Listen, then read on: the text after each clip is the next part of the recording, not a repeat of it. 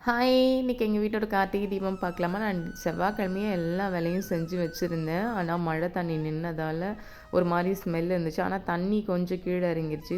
மழைலாம் நிக்கல, தூறல் போட்டுட்டே இருந்துச்சு. சரி, நல்லா திருப்பி சோப்பு பவுடர்லாம் போட்டு கழுவிட்டு, கேஸ் எல்லாமே பண்ணி வச்சிருந்த வேலையெல்லாம் திருப்பி திருப்பி பண்ணிட்டே தான் இருந்தது நேத்தி.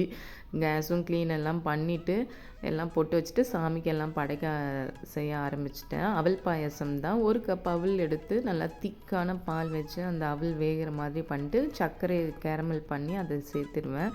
இந்த கரண்ட் ஃபேவரட் அப்பப்போ நமக்கு ஒன்று இருக்கும்ல, அந்த மாதிரி இது இப்போ கரண்ட்டில் எங்களுக்கு ஃபேவரட்டு.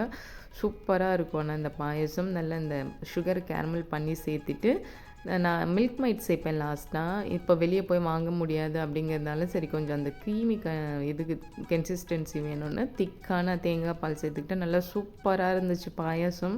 கொஞ்சமாக சக்கரை பொங்கல், ஏன்னா பக்கத்து வீட்டிலலாம் போய் எதுவுமே கொடுக்க முடியாது, 6 மணிக்கு முதல்ல ஹெவியாகவும் சாப்பிட முடியாதுன்னு சொல்லிட்டு கொஞ்சமாக சக்கரை பொங்கல்.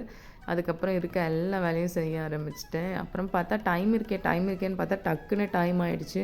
அப்புறம் கடகடன்னு எல்லா வேலையும் சாமிக்கு பொட்டு வைக்கிறது, அகல் விளக்கு பொட்டு வைக்கிறதுன்னு எல்லோரும் சேர்ந்து தான் செஞ்சோம். ஏன்னா ரொம்ப டைம் இருந்த மாதிரி இருந்துச்சு. பார்த்தா கரெக்டாக 5:30 மணி ஆகிடுச்சு. அப்புறம் கடகடன்னு வேலை செஞ்சுட்டு சின்ன பிள்ளைலாம் என்னென்னா இந்த கார்த்தி சுற்றுவேன் நான். அதுக்காகவே அதுதான் எனக்கு மெயின் ப்ரையாரிட்டியாக இருக்கும். அதை போயிட்டு அந்த மரத்தூள் எடுக்கிறதுக்காகவே நான் அவ்வளோ தூரம் நடந்து போய் அதை எடுத்துகிட்டு வந்து வெயிலில் காய வச்சு அந்த மாதிரியெல்லாம் அப்போ கார்த்திகை தீபம். இப்போல்லாம் வடை சுடுறது இது மாதிரி அதுவே டைம் சரியாக போயிட்டுது. அப்புறம் விளக்கெல்லாம் ஏற்றிட்டு வந்து தான் வடையெல்லாம் சுட்டு அப்புறமா சாமிக்கு வச்சு தீபார்த்தனை காட்டினோம். பாய்.